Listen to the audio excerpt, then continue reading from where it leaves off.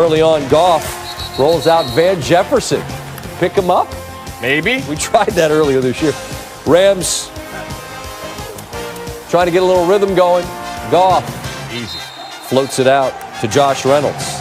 Another look here as Buster Scrine can't get the matchup sorted out. Reynolds able to get the step, and the Rams lead 7-0. Second quarter, it's a 7-3 game. And as you see, the Bears are backed up there, and that was the story of the game. Hecker did a remarkable job pinning them, and they were constantly having to fight just to get first downs. And here you see a great completion to Javon Wims, but a way better hit from Jalen Ramsey, who stops him from getting the mark. They actually gave it to him at first, took a look, it didn't get there. Got to give it back. A few drives later, Foles pressured, as Aaron Donald is wont to do. Donald and Gaines get there. Greg Gaines. 2-minute warning. Still a 10-3 game. Foles again.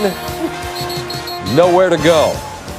It's Donald, Leonard Floyd, former Bear Floyd in on it. And Foles, like a little kid at the beach when a giant wave comes, just duck. Get the hell out of the way.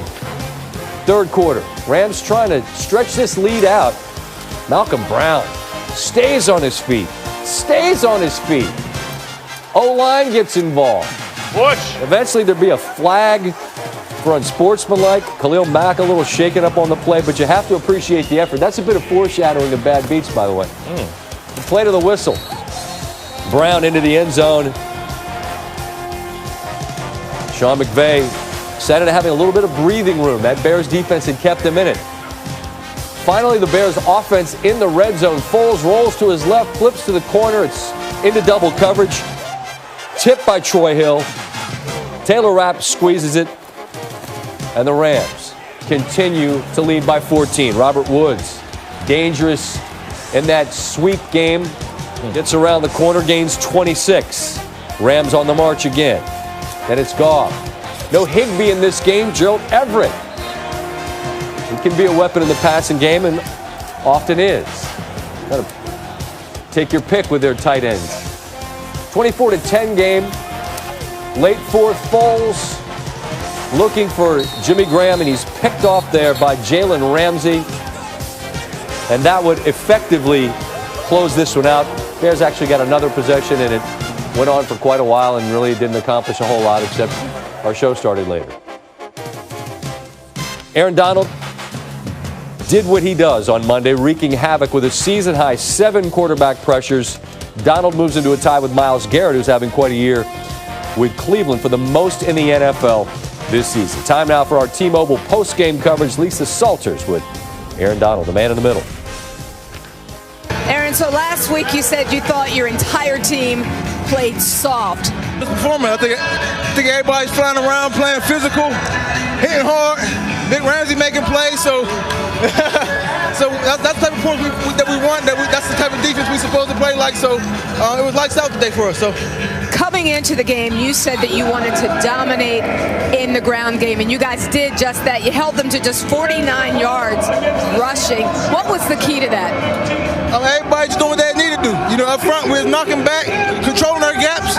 Linebackers filling, guys at the safety position filling, and everybody swarming to the ball. So when you tend to play football like that, you tend to win games. The fourth down stops, the end zone interception. Just how does a defense, how do you as a defensive player, how do you feed off of that? Hey, anytime your team make a big play, you're going to be excited, but we expect that. That's the type of guys we got, you know, from up front to the middle guys to the guys at back, making big plays when we need it, and we came away with a big win today. So you finally got to Nick Foles, a half sack against him. How high was that on your priority list for tonight? I was just trying to do my job, you know, trying to fly around and do everything I can and make plays and disrupt. So, you know, big win for us today. And lastly, I've never asked about a punter before, but I feel like I have to tonight. Just how would you describe just the impact that your punter, Johnny Hekker, had on this game? The best punter in the National Football League. You know, Johnny's consistent. He do it every single week, and he was a big help for us today, man. He did an amazing job. He was on fire. You know, I think he deserved a game ball. So he had a hell of a game. Thank you very much. Congrats on the win, Aaron. Yeah, thank you.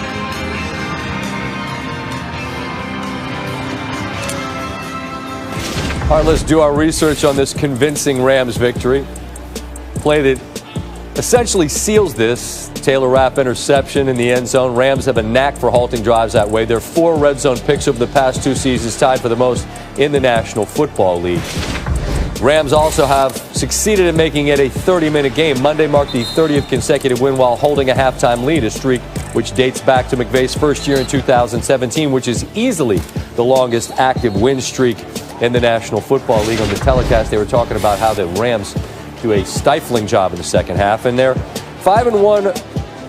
Bears are the victim in this one, and obviously that NFC West is loaded. The division 704 winning percentage tied for the second highest by any division through 7 weeks since the 70 merger. Everybody's got a plus point differential. It helped that they played the NFC East as well. All right, we welcome in Louis Riddick and Brian Greasy, and I'll have you guys know before we ask any serious questions that I would shred my hamstring if I tried to punt, but I could kick spirals like Ray Guy. I don't know about watermelon punts, but I can. I want to see you try it, though. All right. Next time I see you, we'll get a football. I got one on my desk. I'll take you on 17th Street, and I'll kick spirals right down the middle of D.C. streets. All right. You at least have to have Johnny Hecker on the show, Van Pelt. I mean, come on. Well, if I don't, I'm going to ask Sean McVay about him, who's scheduled to join us. And as you guys leave L.A., Louis, I'll start with you. How will you view where the Rams fit into that loaded West and the overall of the NFC? I think they fit in just fine, and I think they'll be there in the end. Why?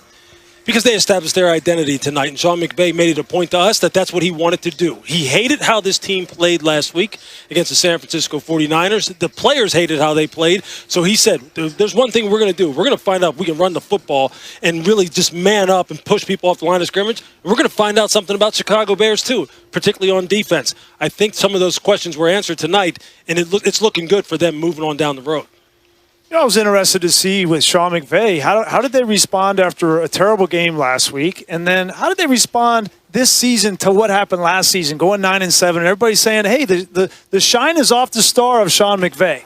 Well, he came out today, he had a game plan, he knew exactly what he wanted to do, and they executed on it. And listen, they lost half of that team from the 2018 Super Bowl. They're not here anymore. There's no more Marcus Peters, Aqib Talib. They have found a new defensive coordinator, Brandon Staley, and they're playing well and together on the defensive side. That's why I think they're going to be there at the end in the NFC West. Brian, I think that Chicago came in with some questions about the record. Look, I often joke that Detroit and Atlanta invent ways to lose, and they did against Chicago. So there were questions about how they'd stack up against this Rams defense. And the offensive limitations in this game for the Bears obviously has part to do with who they played against, but maybe part of it has to do with who they are. And I was interested in some of the comments you made on the telecast about Foles and play calls and the ability or inability to even try to get those off. How stifled is that offense, do you think? You know, Scott, it's really disheartening as a quarterback when a play call comes in and you know maybe it's a 5 or a 7-step drop, and you know that once you get back to your 5th step or your 7th step, you don't even have time to take a hitch to get rid of the football. And yeah, you might want to push the ball down the field. You might want to throw a 20-yard out. But in Nick Foles' mind, he gets back to his 5th step and he takes the check down right away because he knows that they don't have the protection up front. Now, part of it is scheme, but a big part of it is personnel. They've had injuries on the offensive line, but we've seen other teams when they have injuries on the offensive line, like Dallas, right, or like Philadelphia, they struggle as well, and the Bears are having the same kind of problem. Look, these are the kind of problems you can't really fix during the regular season. So we're going to be talking about them all year long because you can't make players stronger, faster, bigger, to the point where all of a sudden now that he has more protection, he can stand back there in the pocket, he can push the ball down the field. Their margin for error, Scott, is about like that on offense. And if the defense isn't playing up to snuff or the special teams aren't making big plays, every game's going to be a grind. And when you come up against a team like this that can match you blow for blow and they may have better personnel, this may be the result. So I'll tell you what, for Chicago Bear fans, strap in. It's going to be that kind of a season. And as disheartening as this performance might have been, you are what your record says you are, and they do leave with just 2 losses on the resume. We'll see how they are able to progress or regress as time moves on. Look forward to seeing what Tampa Bay has in store next week on Monday as they take on the Giants. Travel safe, and we'll talk then, okay? Got it. Okay, bud. Post-game coverage is brought to you by T-Mobile, America's largest 5G network. With 5G coverage in all 50 states, T-Mobile is your ticket to the game. So our first look this season at what the NFC playoff picture looks like through Week 7. Early, but not too early to kind of get a sketch of it. With the Bears losing, it's Green Bay, not Chicago, who currently would have the 1 seed in the lone bye. The Rams maintain the brand new 7 seed with their win, while it's currently the Bears in line to face that sub-500 Eagles team as we speak, not yet at Halloween. Still to come.